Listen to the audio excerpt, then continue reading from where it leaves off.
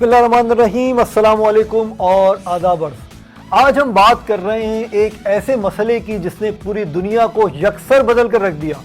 School, college, यूनिवर्सिटियां बंद हो गई, कारोबार ठप हो गए, शादियां रुक गई, सफ़र बंद हो गए, ज़िंदगी लॉकडाउन हो गई। और लॉकडाउन भी कई तरह के, पहले टोटल लॉकडाउन, फिर स्मार्ट लॉकडाउन, फिर माइक्रो स्मार्ट लॉकडाउन। जी हाँ, मैं बात कर रहा हूँ कोरोना वायरस या कोविड-19 की। और इसकी अब बात जो है इतनी नई नहीं रही, लेकिन इसके जो वेरिएंट्स हैं, जो इसकी अक़साम है, वो तरह तरह की आ रही हैं, नई नई तरह की आ रही हैं। और आज हम बात करेंगे कोरोना वायरस की वैक्सीन के हवाले से। ख़ास तौर पर पहली लहर आ चुकी है जून में, जिसकी पीक थी कोरोना वायरस की पाकिस्तान में, और फिर दूसरी लहर आई और अब तीसरी लहर के आने की भी बातें हो रही हैं। आज हमारे साथ मौजूद हैं, हमारे लिए बड़ी काबिल फ़ख्र बात है, डॉक्टर अब्दुल गफूर शोरो साहब।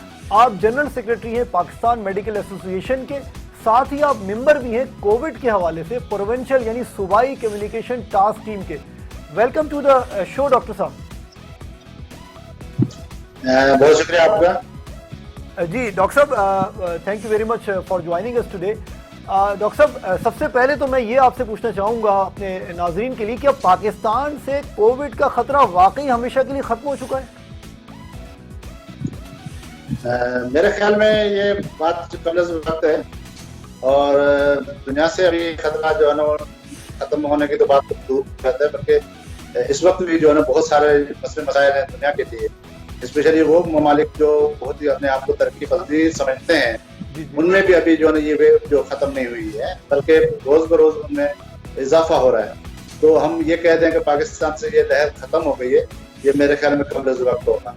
अभी इसको वेट एंड वॉच की जो सिचुएशन है उस पर रहना पड़ेगा, हमें देखना पड़ेगा कि आगे सूरत किस तरफ जाती है। लेकिन अल्हम्दुलिल्लाह जो दो जो आए हैं अपने एपिसोड जो हुए हैं, उन दोनों में पाकिस्तान को नुकसान बनस्बत दूसरे ममालिक के कम हुआ है। उसकी बहुत सारी वजूहत हो सकती हैं, उससे रिसर्च चल रही है और प्रॉपर हम कुछ कह नहीं सकते। लेकिन ये कहना कि अब खत्म हो गया सब कुछ, ये बहुत ही मेरे ख्याल में कब्जा वक्त हो गया और इसका नुकसान भी हमें हो सकता है। राइट।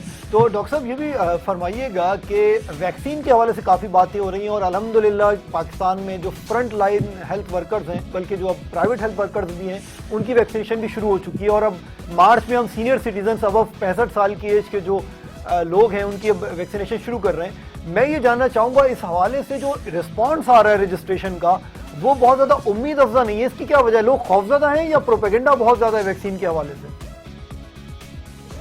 देखिए, कोई भी अच्छी चीज आती है तो उसको मुखालफत भी उस तरह से फेस करनी पड़ती है। मेरे ख्याल में ये एक अच्छी चीज है वैक्सीन और वैक्सीनेशन का होना। इस वक्त आप देखें कि सिंध का जो ग्राफ है वो अल्हम्दुलिल्लाह यहाँ पे लोग जो है वो प्रॉपर जो हमारी कम्युनिकेशन है उसकी वजह से बहुत सारे लोग वैक्सीनेट हो रहे हैं। और specially front line Pakistan medical association भी का हिस्सा है, तो हमने जितने भी अपनी ब्रांचेज हैं उनके जो सेक्रेटरीज हैं, उनके जो प्रेसिडेंट्स हैं, उनको ये कम्युनिकेट किया बात कि ये वैक्सीन आपने लगवानी है। तो आपने देखा होगा कि सिंध का ग्राफ इस वक्त सबसे ज्यादा है हाई पे है, यानी कि हमारे बहुत सारे फ्रंट लाइन वर्कर्स जो है वो वैक्सीनेट हो चुके हैं। इसमें वो जो फ्रंट लाइन जो सोल्जर्स हमारे जो डॉक्टर्स हैं जो 60 प्लस हैं वो इस वक्त वेटिंग लिस्ट पे हैं, लेकिन उनके लिए भी हम रजिस्ट्रेशन हमने करवा दी है। तो जैसे जो क्योंकि ये जो इस वक्त लग रहा है वैक्सीन, तो उसका डेटा हमारे पास इतना नहीं है तो 65 प्लस पे जो इसको इस्तेमाल कर सकें।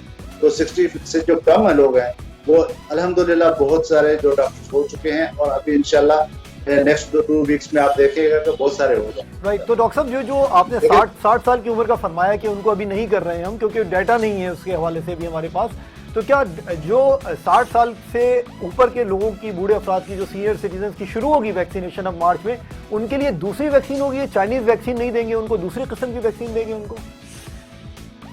जी, उसमें कुछ वैक्सीन का फर्क है बिल्कुल। अब देखें ना, हमारे पास जिस वैक्सीन का डेटा ज्यादा नहीं है तो हम रिस्क नहीं ले सकते। ठीक है। वैक्सीन तो हम इसीलिए लगाते हैं कि किसी की जान बचाएं, लेकिन हमारे पास अगर सफिशिएंट डेटा नहीं है तो हम उसको ज्यादा रिस्क लेकर उसको वैक्सीनेट नहीं करा सकते। लेकिन बदकिस्मती से बहुत सारे अफवाहें हैं इस तरह के ये वैक्सीन लगाने के जो है ना औरतें 5 बन जाएंगी, मर्द जो है ना औलाद पैदा करने के काबिल नहीं रहेंगे। ये सारे अफवाहें हैं, ऐसा कुछ नहीं है। इस वक्त जो है ना तकरीबन 18 से 20 हजार जो फ्रंट लाइनर जो हमारे सिंध के अंदर जो डॉक्टर्स हैं वो लगवा चुके हैं। अल्हम्दुलिल्लाह किसी में कोई कॉम्प्लिकेशंस नहीं आई है, कोई साइड इफेक्ट नहीं आया। तो इससे आप अंदाजा कर सकते हैं जैसे जैसे ये तादाद बढ़ता जाएगा तो हमारे पास एक डेटा अच्छा जमा हो जाएगा। उसके बाद हम कह सकेंगे कि जो है कितने नुकसान हुआ, कितना परसेंटेज साइड इफेक्ट्स हुए। लेकिन अभी तक हमें कोई भी इतला नहीं मिली किसी भी ब्रांच से कि हमारे डॉक्टर जो वैक्सीनेट हुए उनमें कोई कॉम्प्लिकेशन हुई है या उनको कोई प्रॉब्लम। ठीक है। अच्छा डॉक्टर साहब ये भी फरमाइएगा कि कई इकसाम की वैक्सीन है, जैसे आपने फरमाया कि जो सीनियर सिटीजन्स हैं उनके लिए दूसरी किस्म की वैक्सीन होगी, क्योंकि डाटा जो है वो उस हवाले से हमारे पास अभी इतना तसल्ली बख्श नहीं है कि सीनियर सिटीजन्स के लिए यही वैक्सीन जो अभी हम यंग लोगों को लगा रहे हैं वो उनके लिए भी कारआमद होगी। लेकिन मैं पूछना ये चाहता हूँ कि वो बहुत से लोग ऐसे भी हैं, जब ये मास वैक्सीनेशन शुरू होगी कि हर उम्र के लिए जब शुरू हो जाएगी वैक्सीनेशन, तो क्या ये पब्लिक की चॉइस पर होना चाहिए कि वो चाइनीज़ वैक्सीन लगवाएं या वो यूके की वैक्सीन लगवाएं या वो रशिया की वैक्सीन लगवाएं, या उनको गवर्नमेंट के ऊपर जो है डिपेंडेंट होना चाहिए कि वो ट्रस्ट करना चाहिए कि जो गवर्नमेंट उनको वैक्सीन दे रही है वो लगवा लें? वो देखिए, पब्लिक की चॉइस तो तभी होती है जब आप कोई जनरल स्टोर से कोई खरीदारी करने जाते हैं। ठीक है। ये मेडिकल और हेल्थ का जो इश्यू है ये हेल्थ के एक्सपर्ट ही आपको बता सकते हैं आपके लिए कौन सी वैक्सीन जो है वो सुटेबल है। अब ये हम पब्लिक पे नहीं छोड़ सकते कि आप डिमांड करें हमारे पास आके, तो आप ये किसी डॉक्टर के पास जाके कोई अगर पेशेंट कहता है तो मुझे ये मीठी दवाई लिख के दें, ये कड़वी दवाई है, ये फला है, इसका जायका अच्छा नहीं है, ठीक है, तो डॉक्टर बेहतर समझ सकता है कि इसके लिए कौन सी दवाई अच्छी होगी। जी जी। तो वैक्सीन में भी यही है कि डॉक्टर पे जो डिपेंड करते हैं हम, डॉक्टर जो एक्सपर्ट है हमारा वही बता सकता है कि इस ग्रुप के लिए ये वैक्सीन बेहतर है और इस ग्रुप के लिए ये वैक्सीन बेहतर है। जैसे प्लस जो है उनको फिलहाल जो रोका गया है, इस तरह से जो प्रेग्नेंट मदर्स हैं या वो जो दूध पिलाती हैं उनको भी जो है फिलहाल रोका गया। तो ये चीजें सिर्फ एक एक्सपर्ट दे सकता है। ये आम पब्लिक जो है ना वो अपनी चॉइस पे नहीं लगाया तो ये बेहतर होगा। ये इसके नुकसान हो सकते हैं और उसका फिर वो ये ऐसा ही होगा कि फिर नुकसान होने के बाद जो है ना एक और मुसीबत खड़ी हो जाएगी, जो वैक्सीन हो रही है वो भी रुक जाए। डॉक्टर साहब ने बहुत उम्मीद अफजा बात की इस हवाले से कि आप लोगों को, आम जो मासेस हैं, जो आम आवाम है, उनको बिल्कुल भी फिक्र की ज़रूरत नहीं है। हुकूमती लेवल पर ख़ास तौर पे इसका बहुत ज़्यादा ख्याल रखा जा रहा है और किसी किस्म का रिस्क नहीं लिया जा रहा कि अगर डाटा नहीं है वैक्सीन की सेफ्टी के हवाले से, तहफ़्फ़ुज़ के हवाले से बूढ़े लोगों में, तो उनको ये वैक्सीन नहीं दी जाएगी। तो ये बहुत ज़्यादा एक इत्मीनान की बात है, मैं समझता हूँ। अच्छा डॉक्टर साहब, आपने फरमाया कि अभी तक कोई मेजर कॉम्प्लिकेशन या साइड इफेक्ट सामने नहीं आया जिन लोगों की वैक्सीनेशन हुई है। क्या आप बता सकते हैं कि माइनर यानी जो बहुत मामूली से साइड इफेक्ट होते हैं वो क्या हो सकते हैं या कौन से सामने आए हैं वैक्सीन लगवाने के बाद? इस वक्त जो बहुत ही कम रिपोर्ट हुए हैं केसेस, उसमें ये हुआ है कि हल्का सा बुखार किसी को हुआ है, जो हम पैरासिटामोल वगैरह यूज करते हैं उसके बाद उनका सेटाइड होता है 2 या 3 दिन रहता है। सही है। उसके अलावा कुछ लोगों में जो है वो फ्लू लाइक जो है किस्म की तकलीफ हुई है वो भी 1 से 2 दिन के बाद सबसाइड हो गई है, वो फर्स्ट डोज में।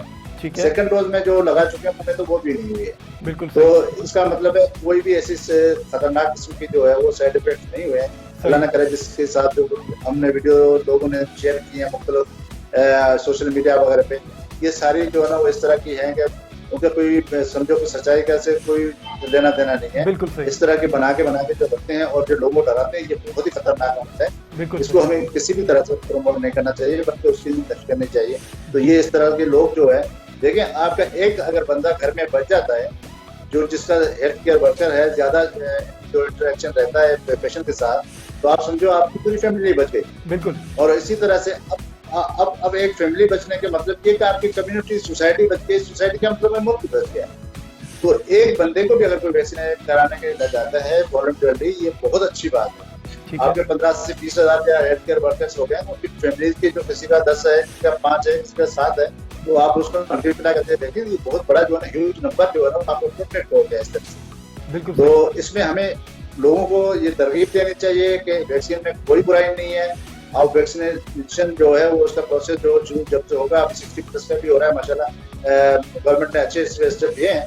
तो उम्मीद ये है कि 15 तारीख तक ये सारा सिस्टम शुरू हो जाएगा, तो तकरीबन बूढ़े छोटे बड़े सब हो जाएंगे। 15+ हो रहा है फिलहाल, क्योंकि 15 जो माइनस है उसमें ये कोविड केसेस बहुत कम देखे जाते हैं। तो हम टारगेट उसको कर रहे हैं जिसमें ज्यादा प्रॉब्लम आ रही है। बिल्कुल सही। तो वो टारगेट वो 15+ और 60 से कम। तो फिलहाल तो ये बहुत अच्छा रिस्पॉन्स आया है। इंशाल्लाह अब दूसरा जो वैक्सीन पहुंचेगी तो उसके बाद वो शुरू करेंगे। डॉक्टर अब्दुल गफूर साहब ने बहुत हौसला अफजा बातें की। डॉक्टर साहब हमारे साथ मौजूद रहिएगा। इसी के साथ एक वक्त हुआ है और ब्रेक का, और ब्रेक के बाद हम कंटिन्यू करेंगे वैक्सीनेशन के हवाले से, कोविड के हवाले से जो हमारी गुफ्तगू हो रही है यहीं से। Stay tune.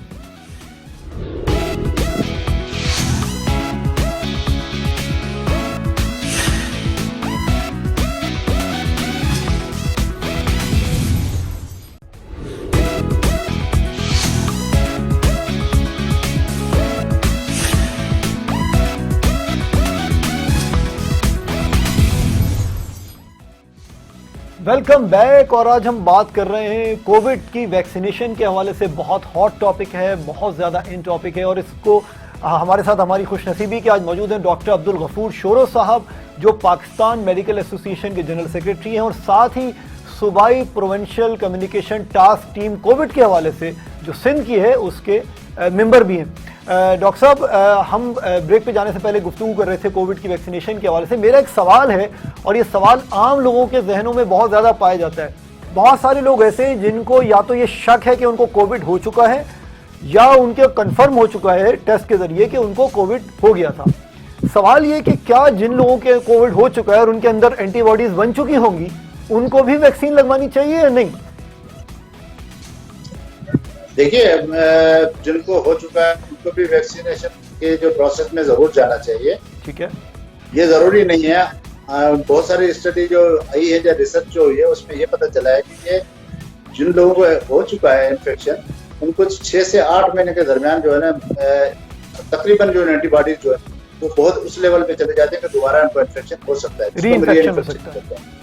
तो हमें जो है ना इसको स्ट्रेंथन करने के लिए, अपने निज़ाम को और ज्यादा ताकतवर बनाने के लिए वैक्सीनेशन बहुत जरूरी है। तो वो भी वैक्सीन अपना जो प्रोसेस है उसमें जरूर जाएं और अपने वैक्सीनेशन करवाएं। राइट। तो यकीनन डॉक्टर साहब, आपने जो फरमाया उसका नतीजा यही है कि एक दफ़ा अगर किसी को कोविड हो चुका है तो इसका मतलब हरगिज़ ये नहीं है कि वो वैक्सीनेशन ना करवाए, क्योंकि रीइंफेक्शन का रिस्क, रीइंफेक्शन का खतरा यकीनन मौजूद होता है। ऐसा ही है ना डॉक्टर साहब? एग्जैक्टली यही है कि मैं खुद जो है ना कोविड का शिकार हो चुका हूँ और मैं वैक्सीनेशन करवा रहा हूँ। बिल्कुल सही है। तो आप इससे अंदाजा लगाएं कि मैं खुद भी इसी प्रोसेस में इसलिए जा रहा हूँ। मुझे पता है कि मेरी जो कोविड का हुआ था इन्फेक्शन, वो 8 महीने के बाद जो है ना वो दोबारा हो सकता है। वो जो एंटीबॉडीज का जो सिस्टम हमारा होता है वो वीक हो जाता है। तो उसको दोबारा हम जो है ना जिंदा रखने के लिए या उसको ताकतवर बनाने के लिए अगर वैक्सीन कराएं तो ये हमारे लिए बहुत बेहतर है। ठीक है। अच्छा डॉक्टर साहब, एक इंपॉर्टेंट चीज़, मुझे मालूम है कि इस पे अभी रिसर्च चल रही है, और ये नोवेल कोरोना वायरस, और नोवेल का मतलब ही यही होता है कि नया वायरस है। ये मुझे फरमाइएगा कि क्या कोविड की यानी जो वैक्सीन है, ये कुछ इसका कोई डेफिनेट अभी तक हमें जवाब मिल सका है कि कितने अरसे तक ये तहफ़्फ़ुज़ फराहम करेगी? क्या फ्लू की वैक्सीन की तरह होगी कि हर 1 साल 2 साल बाद लगवानी जरूरी होगी? कुछ इस बारे में डाटा है अभी हमारे पास? सबसे बड़ी बात यह है कि देखें, कोरोना शुरू कब हुआ है? हमें 1 साल से 1.25 साल मुश्किल से हुआ है जी। और हम अब जो वैक्सीन कर रहे हैं वो वैक्सीन आपको दिसंबर में आए, जो है आपको कंडीशनल जो है परमिशन दी थी आपको FDA ने। सही। उसके बाद जो दूसरी वैक्सीन वगैरह आई है वो जनवरी में आई है। ठीक है। अब इनका प्रोसेस जो हम पहले जो कर चुके हैं उसको भी इतना टाइम नहीं हुआ। ठीक तो है। हम ये कभी नहीं कह सकते कि भाई इसका ड्यूरेशन कितना होगा। अभी आपको जो अभी वैक्सीन मास वैक्सीनेशन जैसे हो रही है यहाँ के अंदर, तो उसका जो मेटा एनालिसिस होगा, आखिर में जो उसका नतीजा निकला है उसको हम एनालाइज करेंगे, उसको देखेंगे कि ये कोविड का जो वैक्सीन है वो कितना अरसे तक जो है वो अपना एंटीबॉडीज सस्टेन कर पाया है या नहीं पाया। तो उसी के बाद ही कह सकते हैं। अब इस वक्त हम कहने के बिल्कुल काबिल नहीं है या इस पोजीशन में नहीं है तो हम कहते हैं कि ये 15 साल प्रोटेक्ट करेगी, 10 साल प्रोटेक्ट करेगी, ये कंपनी तो कह सकती है, लेकिन क्योंकि हमारी रिसर्च जो है ना अभी इस पर जारी और सारी है, तो हम इस वक्त बिल्कुल नहीं कह सकते। जैसे मैंने आपको कहा ना, जो पहला पेशेंट जो एक पद का इन्फेक्ट हुआ तो वो देखा गया है कि 6 से 8 महीने के दरमियान जो है ना वहां तक तो सेफ रहता है, उसके बाद उनकी जो है ना वो कुव्वत नहीं रहती एंटीबॉडीज, तो वो फेस करता है, तो उसको री इन्फेक्शन होता है। राइट। तो इसी तरह से अभी वैक्सीनेशन स्टार्ट हुई है, हमें अभी वेट करना पड़ेगा 1 साल 2 साल हम इसको, क्योंकि जो वैक्सीन हो रही है इसका भी फॉलोअप होता रहेगा। उसके बाद ही हमें पता चलेगा कि कितने अरसे तक जो है ना वो कारआमद रह सकते हैं। बिल्कुल सही। तो डॉक्टर साहब, माजरत के साथ ये सवाल एक यानी काफ़ी डिबेटेबल, इस पे डिबेट रही है और इस वक्त हो भी रही है, सोशल मीडिया पे भी हो रही है, फोरम्स पे भी हो रही है कि भाई जब अगर वैक्सीन लगवाने के बाद भी कोविड हो सकता है तो फिर इतने ज़्यादा यानी मतलब वैक्सीन मास वैक्सीनेशन की क्या ज़रूरत है? मतलब लोग ये पूछते हैं, आम लोग जो है, एक लेमैन जो है वो पूछता है कि भाई अगर वैक्सीन लगवाने के बाद भी मुझे कोविड हो सकता है तो फिर वैक्सीन लगवाने का फ़ायदा क्या है? क्या इसका असल फ़ायदा ये नहीं है कि इसकी अगर खुदा न खास्ता होता भी है तो शिद्दत काफ़ी हद तक कम हो जाएगी मर्ज की वैक्सीन लगवाने के बाद? सर ये सवाल जो है ना, किसी जमाने में जब बीसीजी शुरू हुई थी तभी भी हुआ था। लोगों ने कहा कि बीसीजी लगाने का क्या फायदा है, फिर भी ट्यूबरकुलोसिस हो जाता है। जी। तो कहने का मकसद ये है कि आपके जो सिस्टम है, बॉडी का जो सिस्टम है, वो कम से कम उसको रिकॉग्नाइज तो कर पाएगा ना। उस वायरस की जो कंडीशन जिस तरह से वो हमलावर होता है, बिल्कुल सही। तो अगर आपका 50% भी अगर आप उसको रिकॉग्नाइज बॉडी कर जाती है तो आपका इतना सीवियर नहीं होगा, इतना शिद्दत नहीं होगी। बिल्कुल सही। हाँ, उसकी शिद्दत जो है वो जरा कम होगी। बिल्कुल सही। जब शिद्दत कम होगी तो हो सकता है आपका बॉडी जो है इतना अच्छा रिस्पॉन्स कर जाएगा, उसको आपको ज्यादा नुकसान न पहुंचा पाए। तो इसका ये मतलब हरकत नहीं है कि अगर वो जो है ना वो आपको कोविड बचा नहीं सकता, रीइंफेक्शन से नहीं बचा सकता तो आप वैक्सीन न करवा। ये तो बिल्कुल ही ऐसा है कि किसी चीज को आप देखें भी सही कि 50% आपको फायदा भी दे रही है, उसके बावजूद भी आप उसे हाथ उठा रहे हैं और नुकसान के तरफ जाएं, तो ये तो बड़ी बेवकूफ़ी वाली बात होगी। तो मेरे ख्याल में ये इस बात पे सोचना ही फजूल है कि वैक्सीन न करवाएं क्योंकि ये नुकसान है तो वैसे भी होना है।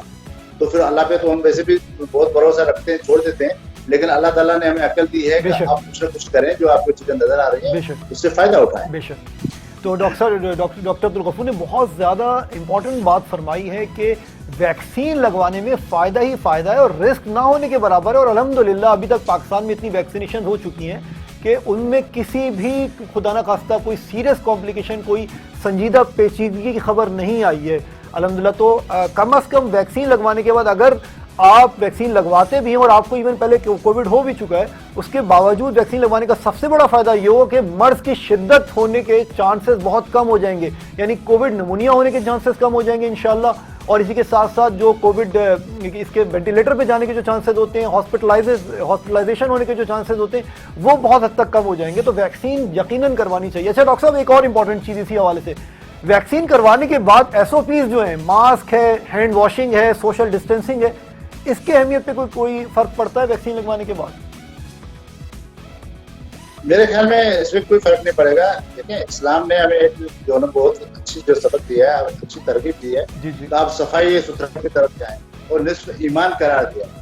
तो निस्फ ईमान का मकसद यही नहीं है कि आप बाकी चीजें जो छोड़ दें, आप जो है वो उनको वायलेशन जो करना शुरू कर दें, SOPs को फॉलो न करें।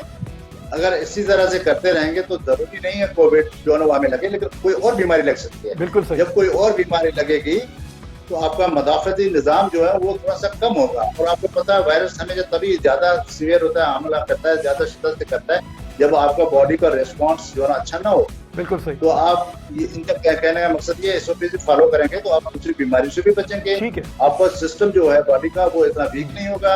अगर वीक नहीं होगा, कोविड हमला भी करता है तो वो इतना सीवियर नहीं होगा और आप उससे निकल जाएंगे। बिल्कुल सही। अच्छा डॉक्टर साहब, मुख्तसरन ये फरमाइएगा, मेरा आखिरी सवाल आपसे ये है आज कि ये जो साउथ अफ्रीका और UK के वेरिएंट्स यानी मुख्तलिफ नई इक़साम आ रही हैं, तो वैक्सीनेशन इसके खिलाफ भी कारामद हो सकती है, होगी? मुख्तसरन फरमाइएगा प्लीज। जी बिल्कुल।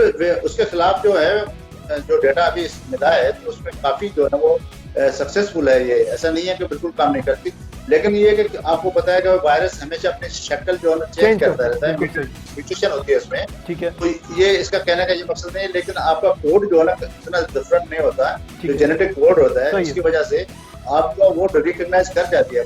बिल्कुल। वैक्सीन जो हमने इन्होंने बनाई है तो वैक्सीन में वो तकरीबन इतनी ज्यादा जो है डिफरेंस नहीं है। तो इन दोनों को इस वक्त जो डेटा आ रहा है शुरू में तो वो बड़ा सक्सेसफुल है, इतना नहीं 60+ है, तो इसका मतलब है ये बहुत अच्छा है। बिल्कुल सर। डॉक्टर साहब बहुत बहुत शुक्रिया, हम आपके बहुत ममनून और मशकूर हैं। आपने बहुत ज़्यादा उम्मीद अफजा, हौसला अफजा बातें फरमाई वैक्सीनेशन के हवाले से और हम सब की मालूमात में इजाफा किया। बहुत शुक्रिया, thank you very much for joining us doctor साहब। तो इसी के साथ आज हमने बहुत ज़्यादा इंपॉर्टेंट बातें की, कुछ नए सवालात, कुछ नए जवाबात, और इसी के साथ हमारे प्रोग्राम का वक्त ख़त्म हुआ चाहता है। फैज़ TV के ऑफिशियल YouTube चैनल को सब्सक्राइब करना मत भूलिएगा। अपना फीडबैक, अपने कमेंट्स ज़रूर आप हमारे चैनल पर दे सकते हैं, और हाँ, बेल आइकॉन को ज़रूर क्लिक कीजिए और सब्सक्राइब करना मत भूलिए। मिलते हैं एक नए मौजू, एक नए टॉपिक के साथ अगले प्रोग्राम में। उन लोगों का बहुत ख्याल रखिएगा जिनसे आप मोहब्बत करते हैं, और उन लोगों का भी जो आपसे बहुत मोहब्बत करते हैं। टेक केयर, अल्लाह हाफिज़।